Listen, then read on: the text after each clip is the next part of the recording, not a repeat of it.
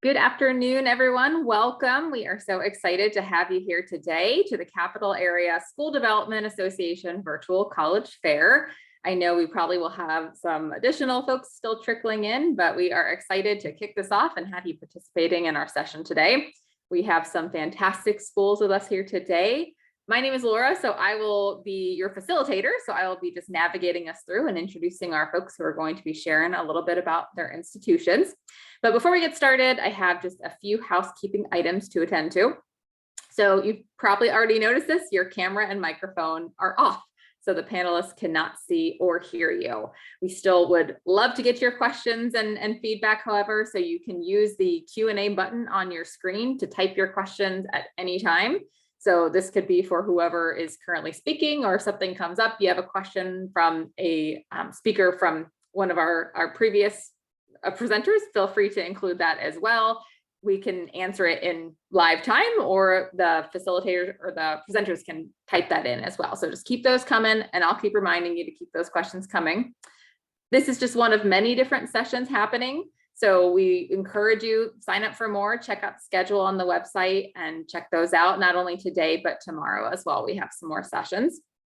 This presentation is also being recorded and will be available at strivescan.com/CASDANY. All right, so with that, I would like to turn it over to our very first presenter. We have Liz with us today. Take it away. Thank you, Laura, and thank you everyone for being here. You can hear me okay? Awesome. Let me share my screen. Okay, well, again, thank you so much to everyone for being here with me today. My name is Liz DeRozier. I'm a counselor at WPI, and yeah, let's take it away since we have a very little amount of time. A little bit about WPI. We are a medium-sized university with an undergrad focus. The majority of our students are undergraduates. We have a little over 4,700 students on our campus. So we're not massive. We're, like I said, medium. We're the third oldest technological university in the country. So we've been around for some time. Yes, we are mainly a STEM-focused institution, but we have wonderful programs in business. We have a wonderful humanities and arts department. So there are lots of other things that students can do as well. We have over 50 degree programs to choose from. So there's a lot to look at. However, I want students out there to know that if you are looking at WPI and you are applying, you are not applying to a specific program. So you do not need to know what you want to do coming into WPI. Over 20% of our students actually enroll fully undecided. So if you do have an idea, that's great. If not, don't worry about it. We'll help you figure that out. It is also possible to get a bachelor's and a master's at WPI in 5 years, and it is possible in 4 years. And that's something that more and more students are taking advantage of. And then last but not least on this slide, I just always like to mention our retention rate is 95% from first year to sophomore year. And we think that has a lot to do with the WPI plan. The WPI plan is really kind of what makes us stand apart, I would say, from other institutions. And there are a couple different pieces to it. And I'll go over each one quickly. So the first one is our academic calendar. We don't run on a typical semester-based curriculum. We run on a term system. So instead of instead of 2 14-week semesters separated by a winter break, we have 4 7-week terms a year, and students are only taking 3 classes within each term. It's not less material that you're learning. It's the same amount of material you would be learning in 14 weeks. It's just condensed into 7 weeks. And the way we're able to achieve that is our students are taking classes more frequently. So a typical schedule, you'll meet Monday, Tuesday, Thursday, Friday. Wednesdays are usually set aside for labs. And then our students are only meeting for about 45 minutes to an hour. There's also a break in between each term as well. And it's a true break because you are completely done with those 3 classes at the end of each term. The second piece of the WPI plan is our grading. So our grading is also a little bit different. It's non-punitive. You can only get one of 3 grades at WPI, an A, a B, or a C. If you don't have at least a C, the other option is an NR, which stands for no record. So essentially it gets completely wiped off your transcript. It's as if it never happened.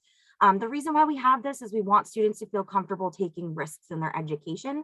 So we want, if you're interested in chemistry, and maybe you've always kind of had an interest in robotics engineering, but you've never wanted to take the course because you didn't know if it would go so well and it could negatively hurt you. At WPI, that's not the case. You could take that robotics engineering course and know that, okay, if it doesn't go so well, I don't have to worry about it. It can just get completely wiped off my transcript.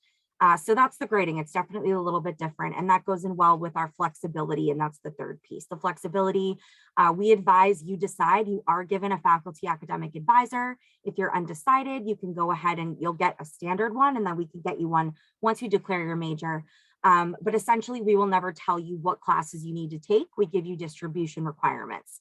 And in those distribution requirements, you get to, we'll say you need to take this many math classes, this many science classes, whatever it is for your major, and you get to choose which classes you're taking and when you take them. We also accept AP credit, so 4s or 5s on any of your AP exams are also accepted, and for IB exams, it's 6s or 7s. And the last piece of the WPI plan is the projects. So there are 2 heavy hitter projects that you'll be doing your junior and senior year during your time at WPI. Your junior year is when most of our students will study abroad. We have a different study abroad program because you're not going over to Bangkok, Thailand or Tirana, Albania and sitting in a classroom. You're actually going over to these places and you're doing something in the environment that implements science and technology. So it really is a hands-on collaborative project experience, and all of these projects are built into the curriculum. So this is essentially a study abroad experience that's built in, so you don't have to worry about not graduating on time. Lots of different things to choose from, and all of our students that are admitted receive a global scholarship, and that global scholarship is worth up to $5,000 depending on where you choose to go. You do not have to study abroad. We do have options in the United States, also in Worcester, and in plenty of places in New England as well, as you can clearly see. Campus life, we have a lot to do on campus. First, in terms of housing, first year housing is guaranteed. 62-ish% of our students live on campus. And so we have a very residential campus. There's always something going on, and there literally is something for everybody. We have over 250 clubs and organizations to choose from. For sports, we're an NCAA Division III school. So we have 10 women's, 10 varsity sports. We have over 40 club sports, anything from underwater hockey to ultimate frisbee to spike ball club. And then we also have intramural sports as well. The other clubs and organizations, we have everything from 2 cheese clubs. We have a lettuce club. We have a lock picking club. We have a Rubik's Cube club. So lots of really niche clubs on campus and a lot of fun ones that our students are able to do. And if we don't have something you want to do, it's very easy to start one. Lots of community service clubs, major specific clubs, so on and so forth. So there's a lot to do on campus, and there's always something going on. We think community is very important. We want you to find your people at WPI. And then a little bit about our application process. I'll let you read the deadlines there. We do have early action and early decision. There is virtually no difference between early action 1 and 2 and early decision 1 and 2. So choose wisely, whatever you want to do. We're strictly a Common App school, and probably the most important thing for you to know is that we are test blind. That's our newest thing this year, and it is our last. This is our first year being test blind. We are the first STEM institution to be test blind, and we will be test blind within the next 8 years. So we will not be looking at testing, even if you did amazing on it. And with that, that's a little bit about WPI. I will be in the Q&A section answering questions if anybody has any. So thank you so much for being here, and it's good to see you all. Thank you. Thanks so much, Liz. All right, so next we have Lawrence Technological University. Okay, give me a minute. Let me share my screen. Show from beginning. Hi, everyone. Thank you so much for coming, and thank you for taking time out of your day to listen to what we have to say.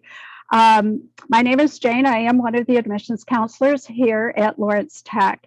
And I want you to know that Lawrence Tech is dedicated to your success. The school offers you a culture of innovation, leadership, and entrepreneurship. We are designed to help you prepare you to thrive in a competitive and technological fields, both now and in the future. Lawrence Tech is located 30 minutes north of Detroit in the city of Southfield. This area of Southfield has been identified as one of the growing dynamic business centers for both architecture, engineering, and technology. Why is this important? It's a great advantage for our LTU students. When they're looking for co-ops, internships, and job placements, they just need to step out the front door and Southfield and surrounding metro areas have offered them a great amount of advancement with their careers. Over the time, our students at graduation have 92% of the students have been working in their field of study or have gone on to grad school. Quick history about Lawrence Tech, since I know most of you are New Yorkers. We were founded in 1932 on Henry Ford's Model T plant. The guys would work during the day and go to school at night. Our Lawrence brothers, along with Mr. Ford, decided it was a great time to start a mechanical engineering program on the Model T campus. Therefore, the guys would work, go to school, the theory part, take it to the class, to their work the next morning for practice. Thus, theory and practice, the Lawrence Tech model is still the same today as it was back then. Fast forward, we now offer 100 different programs in the College of Architecture and Design, Arts and Sciences, which houses our nursing and our computer science program, business and information technology, along with engineering. Another neat feature about Lawrence Tech is that each of the students is given a laptop. And on that laptop, they will house all of industry standard software. So when you do graduate, you will absolutely hit the ground running. We have 4 residence halls. The one I will talk about most is East. It is our freshman housing. It is the newest on campus, and it is still 4 years old, so relatively new. There are 2 students per room. Community bathrooms are there. There are study rooms, music rooms. There is a large kitchen area that groups can get together and plan a meal if they wish to do so. There is a bike garage in case you decide to bring your bicycle there. There is also a workout room along in the freshman housing. Community style, usually the sophomores, and then on up into the junior, senior, where we have community style and apartment style units. What's the great part about all of this? You're going to be able to roll out of bed and be in your classroom in less than 5 minutes. There's free laundry service. There is free parking. If you are a freshman, you are welcome to bring a car to campus. Aside from that, you'll have access to flexible meal plans, pods on campus, and our coffee shop. If you don't have a car, that's okay too. Tech Transit can get you around the city. It can take you shopping. They do community events, movies, and etc. So you don't need a car, but we sure, you're more than welcome to bring one even as a freshman. The fun stuff does go on our campus, as well as all of the academics that do go forward. Currently, our varsity sports are listed as they are all shown above. The newest that we have added is esports. There are over 60 different clubs and organizations on the campus, and they range from our special interest groups, groups geared towards your profession or your major of interest. We do have Greek life. We do play in the NAIA athletics division, which is great for most of the students coming in because it does allow our coaches to give scholarship. I'm told it's comparable to a Division III, in case you're wondering what division that goes into. Our newest sports added on, of course, was esports for this year, the dance team, marching band, competitive cheer. There are scholarships available for all of these items that we kind of go forward with from that. The biggest part everybody worries about is admissions. Aside from having a great community on our campus, the admissions process for Lawrence Tech is simple. We accept the common application. We also use our own application online, which I can offer you a test fee, a waiver fee if you decide to apply, just to even see what type of scholarship or if you'll be accepted into the university. The application, transcripts, if you've attended a community college, are dual enrolled, are taking extra classes outside, we will certainly ask you to send those transcripts to us as well. If you have taken AP or IB, have those scores sent to us along the way too. We went test optional for the fall of 2021, and we are currently going to stay test optional for 2022. However, I do mention to students that If you do have an ACT or an SAT score and you feel really comfortable with it, I strongly suggest that you send those scores in to us. What we do is we take a holistic approach to your application. Once we go through the application process and look at your essay and everything, we do put you up for merit scholarships, and that's an automatic review. On top of that, we have 10 stackable scholarships that go through. You can apply easily, www.ltu.edu. You can visit us. We encourage that. We are open for business. Their waiver fee is LTU 1932. You can visit us through any of these sites, and I will put my information in for you to take a look at if you have any further questions. So thank you, New York, and thank you for listening to the folk from Michigan. Hope you have a great day. Take care.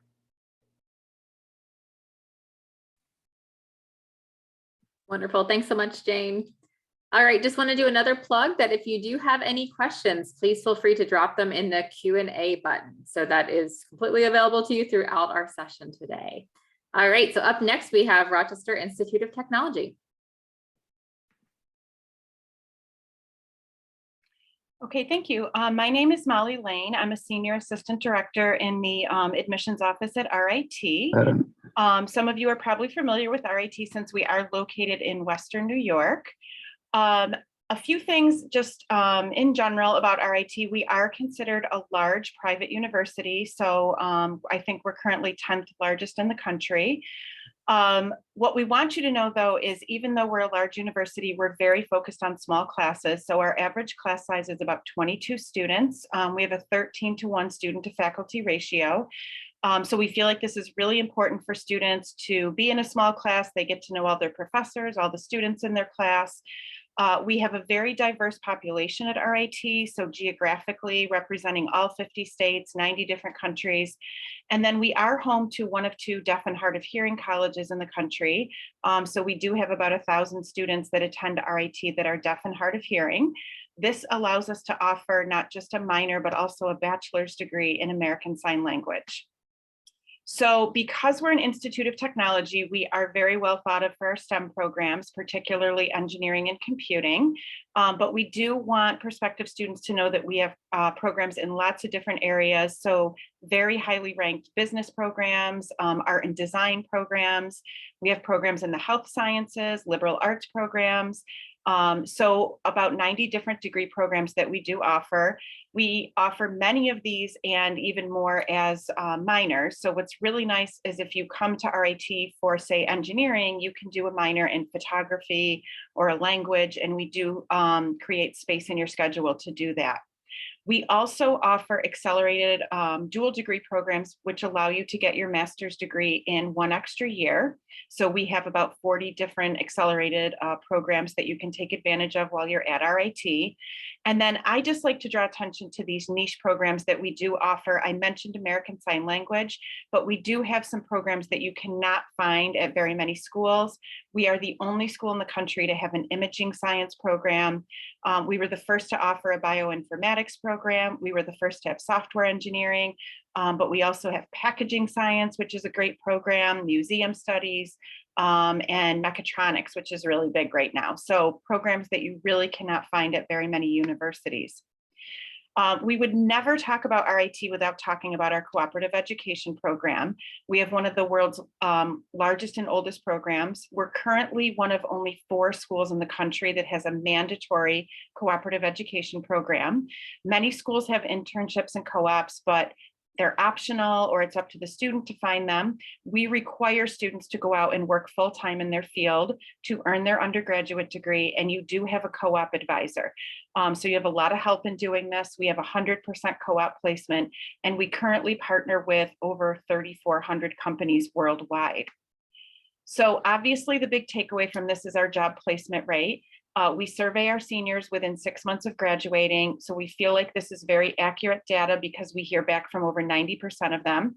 Over 75% of students are employed full-time in their field, 19% roughly are in graduate school, and a little over 1% are doing something else, maybe military or Peace Corps.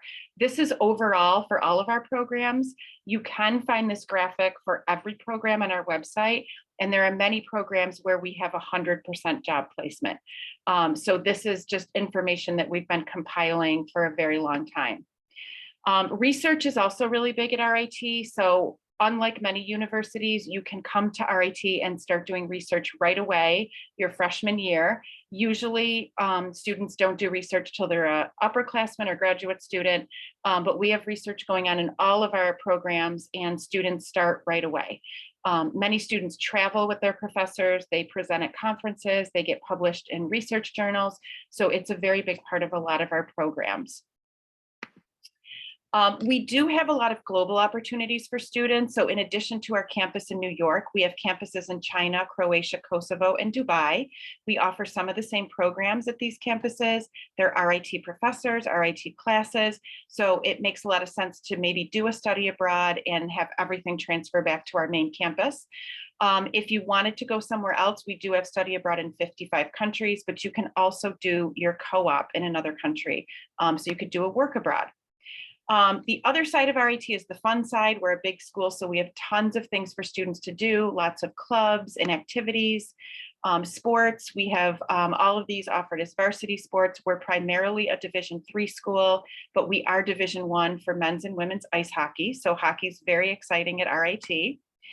If you're not interested in doing a sport at the varsity level, we do have lots of club and intramural sports. This is a partial listing, so lots of different activities that you can get involved with.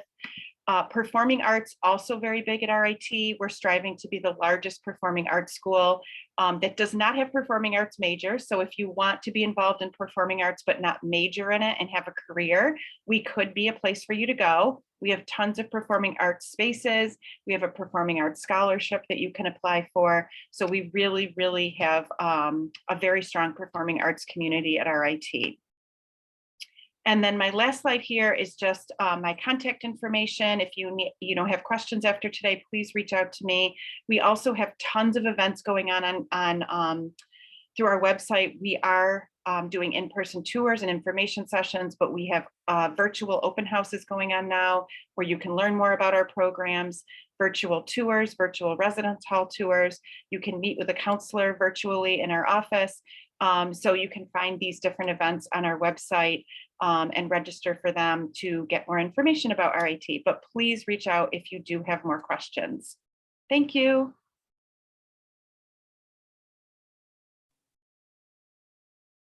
Wonderful. Thanks, Molly.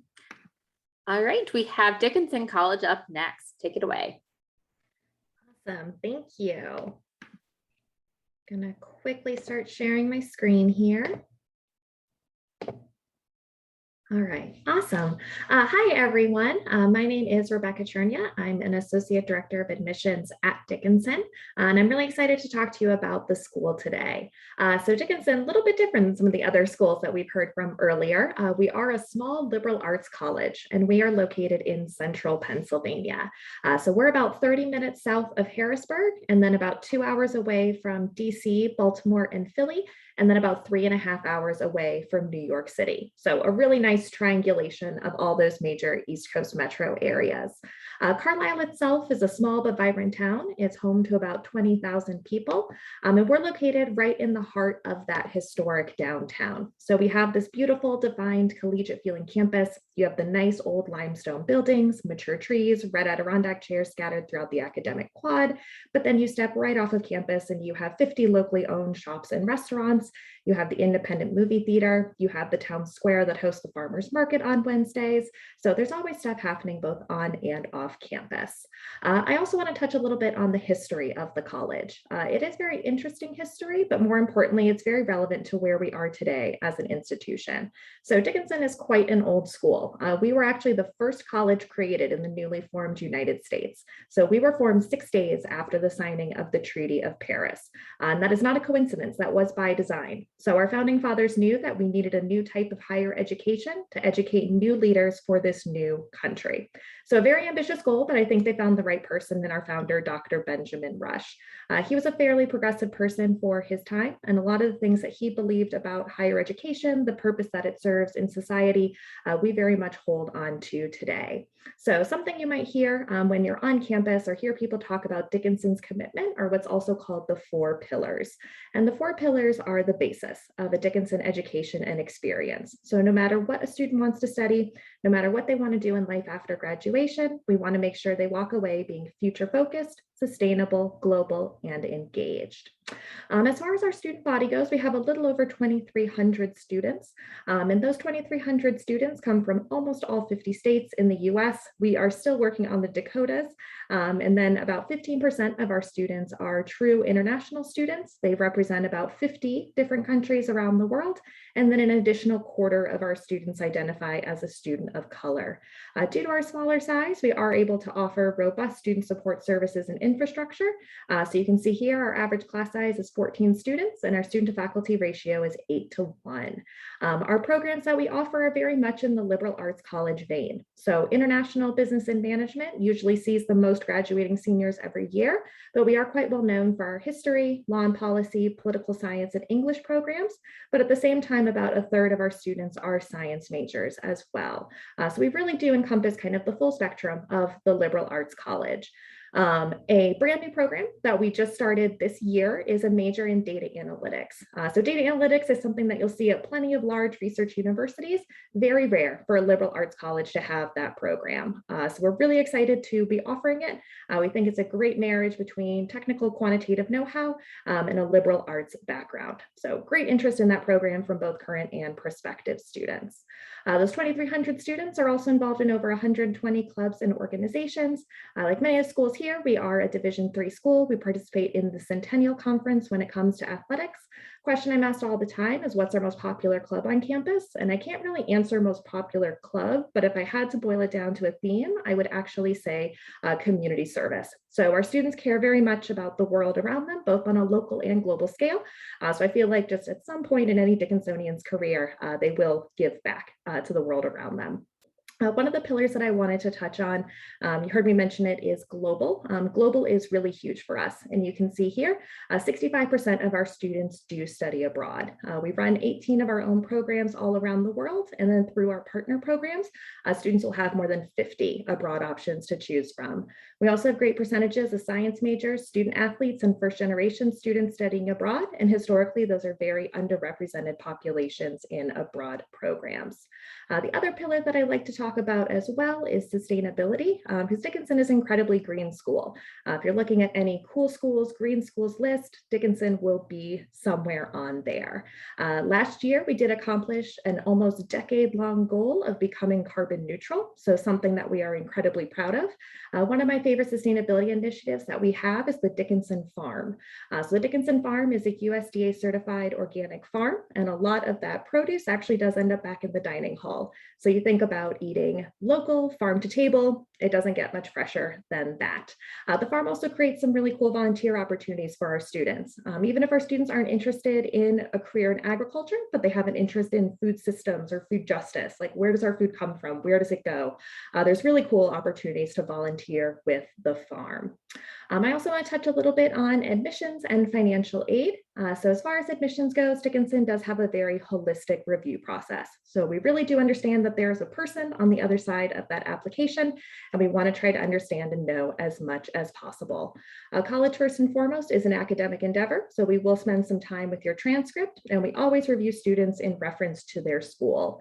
But at the same time, we want great community members as well. So we are going to want to see what are you passionate about? How have you demonstrated leadership? How have you given back to your community? And we'll collect all of that information from your letters of recommendation, essay, and activities list. A big continuation for us this year is that we are sticking with our test blind or test free policy.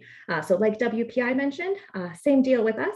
We do not look at test scores for any student for any reason, not for admissions, not for merit scholarships. So we hope that that policy will make it a little less stressful for students to apply to Dickinson. Those 6 minutes certainly do go by fast. So I look forward to answering all of your questions in the Q&A.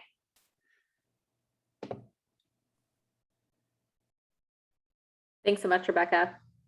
All right, so now we have about 15 minutes left where we're going to be able to do some just kind of panel discussion with our participants here. So I am going to just pose a question to all of you, and then if we can go in order that we presented, that would be fantastic. Give everyone some time to chat.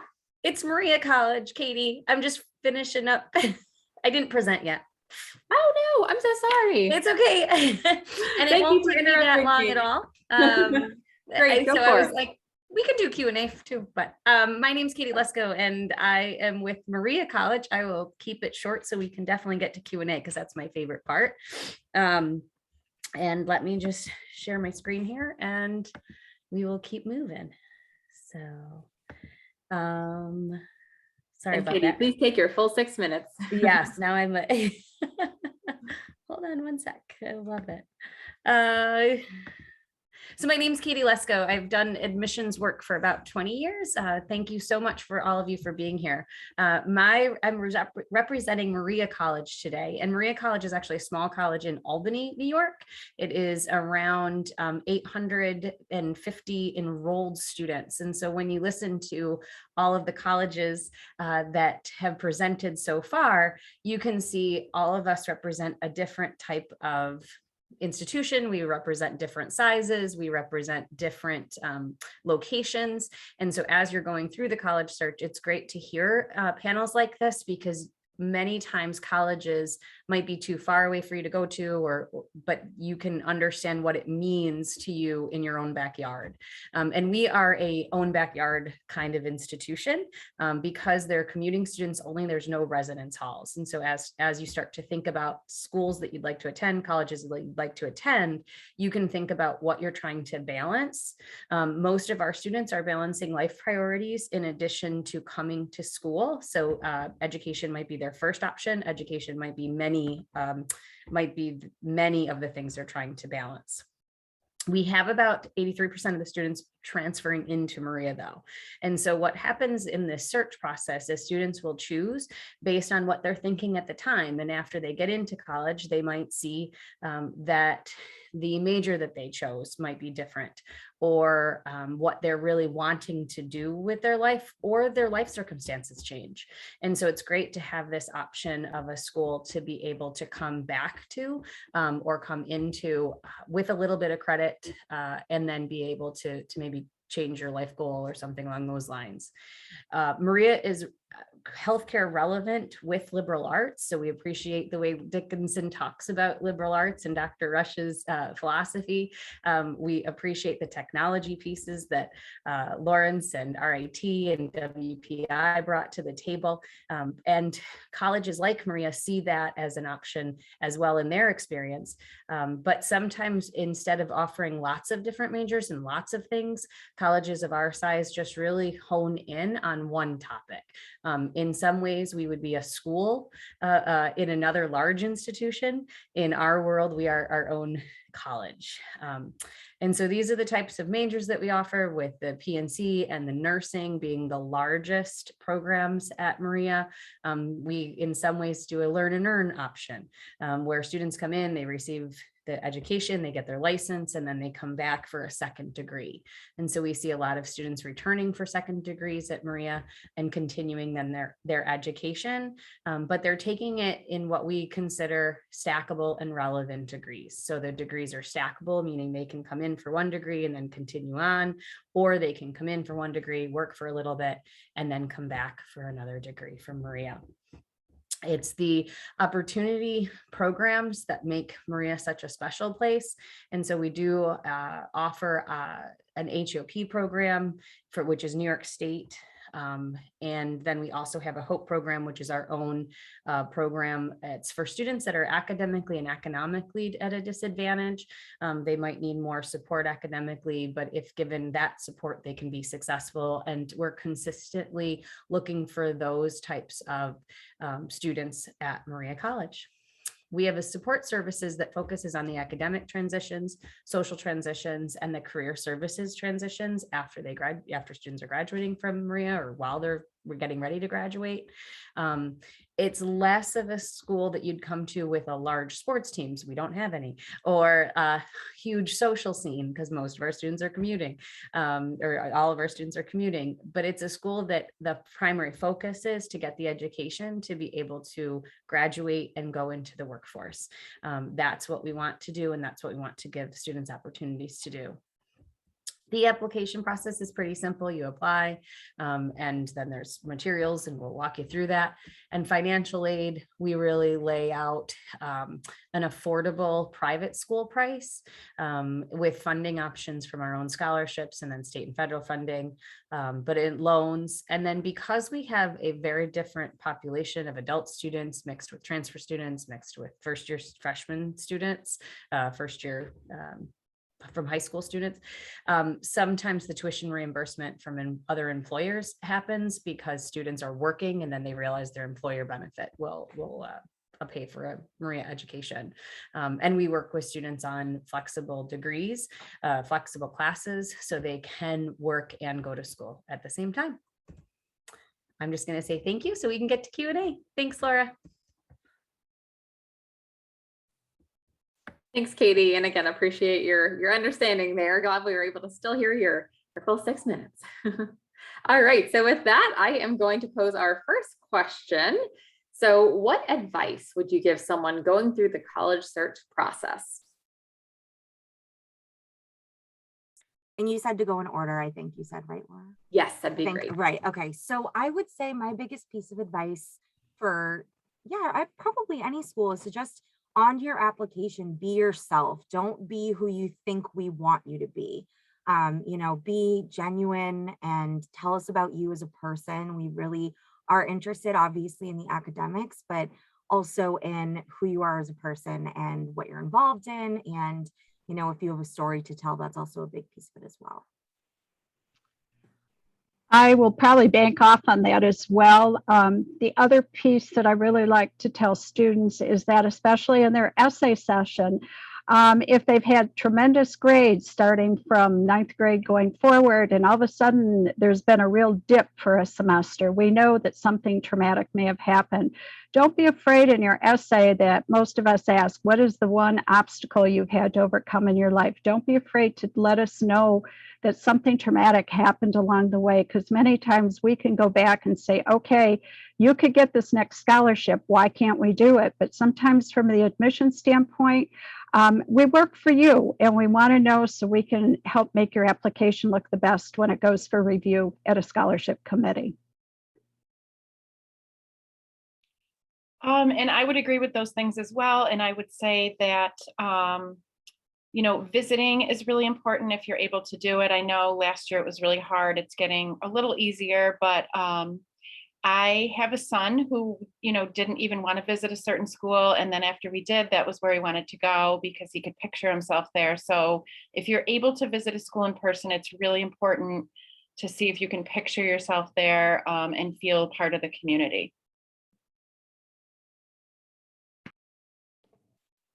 Yeah, so I definitely also agree with everything that's been said already. I think my biggest piece of advice is for students to definitely use their resources, use us as a resource. We really do value and appreciate being able to work with students in this really exciting time.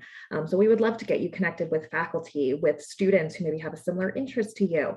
So those are all things that we are more than happy to do. But students, please reach out.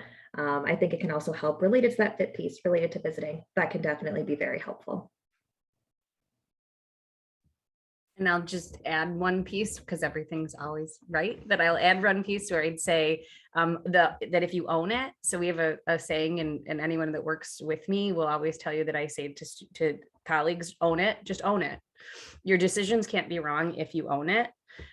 You can also change. And so I have worked at a couple different institutions, more traditional institutions, and now I'm in an institution that the average age is 35. And so if that tells you anything, that people are still trying to figure it out at 35, it's okay. But if you don't own it, then you don't know what you're investing in. And I think that the most successful students are the students that really own this process and don't let the parents take over. Fantastic advice. Wow. Appreciate all of you sharing that. So last question I think we'll probably have time for here, and my favorite question: what is one myth that you'd like to debunk on the college admissions process? Oh, that's a tough one. About the college admissions process, a myth about the process. Oh gosh, I might have to think about that one. I'm not sure, Laura. Does anybody else want to go first? I'm not sure. I I'll have to will. think about it. Yes, you go ahead first, Katie. Here, we'll go backwards. Yeah, then there we that go. was- Perfect. We'll go backwards. So 75% of the colleges accept 75% of their students. And the myth that I'm busting is that all of the media many times takes advantage of the very elite, very selective institutions, and it creates a worry around not being good enough. And we're on the call with many selective institutions that are not accepting 75% of their students. But the fact that there are colleges for everyone, and that if the media could take a little bit of a better holistic review, like we like to say, about different colleges for different people, that buzz might be simmered a little bit. So that's always my myth that I go to is when I found out that fact, I owned it. I was like, this is awesome, because as much as selective institutions exist for really great reasons, most of the colleges are working through accepting wanting to accept many students. And I would even say that if a selective school is something that's really important to you, that looking at different ways and engagement to get into those, you just have to do your homework. So that's my myth. And now I'll stop.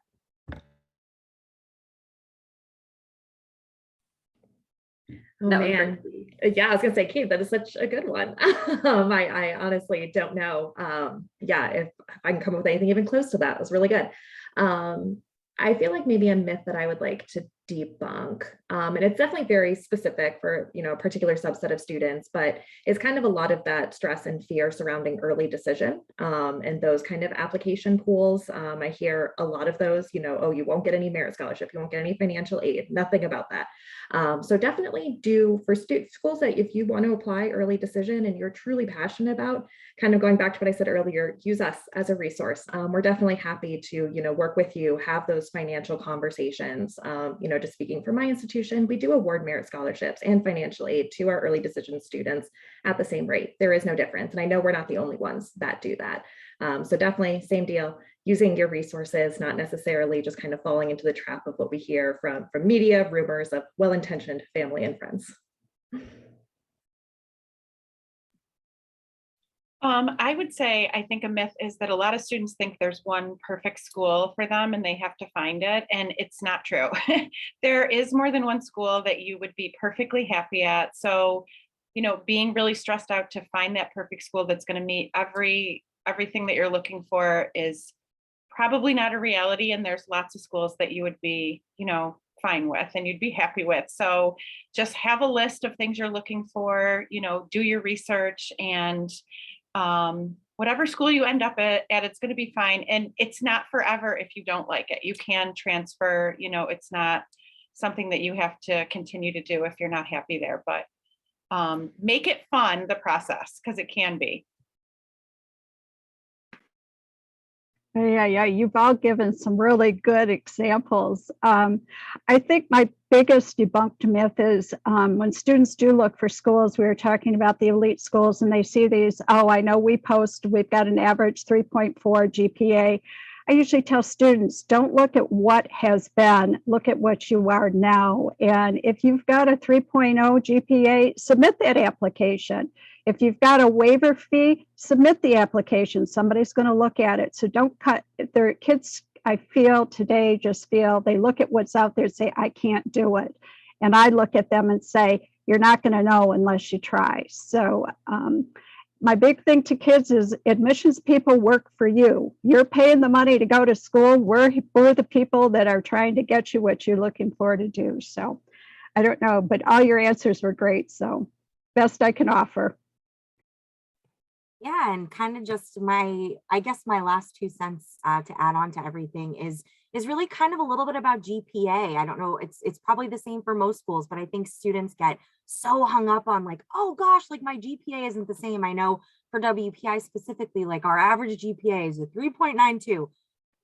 We put it out there because parents want to know that answer. But I will say that I always tell students take that with a grain of salt, because honestly, it's a mixture for us of unweighted and weighted. So it's not like if you don't have a 3.92, you're not getting into WPI.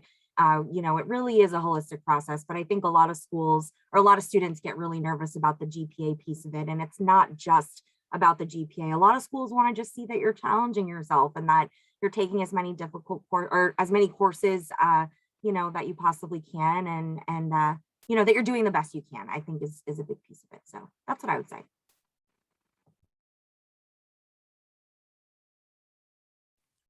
Wonderful. Well, so much great advice at the end, and also just great information from all of your institutions. So thank you all so much for joining us. Really appreciate your time. Thank you to our attendees, both live right now and the ones I'm sure who will be watching this the recording later.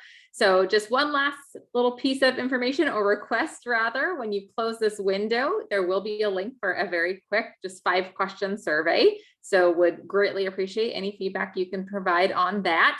And again, we encourage you to check back with the schedule, sign up for more sessions. There will be more sessions today as well as tomorrow. And again, you'll be able to find this recording as well as all the other session recordings at the link on your screen. So with that, thank you again for being here. Thank you to our presenters, and everyone have a fantastic rest of your day. Bye-bye.